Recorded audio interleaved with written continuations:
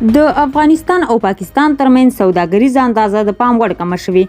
د افغانستان او پاکستان د سوداګرۍ ګډې خونې لپاره د خیبر پښتونخوا همغږي کوونکي ضیاء الحق سرحدي له رسنیو سره په تازه مرکه کې ویلي چې افغانستان د پاکستان له لوري د ټرانزیټ تجارت په برخه کې د ځینو ستونزو له امله خپل 80 سلنه تجارت د ایران هیواد چابهار او عباس بندر ته انتقال کړي چې له دې سره په پاکستان کې زرګونه کسان بیروزګار شوي دي.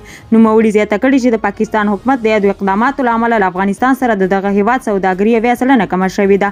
په داسې حال کې چې تر رامنځته شویو ستونزو وړاندې د دواړو هیوادونو ترمنځ د سوداګرۍ اندازه تر 2.5 میلیارډ ډالر وه، خو اوس دا اندازه 1 میلیارډ ډالرو ته راټیټه شوې.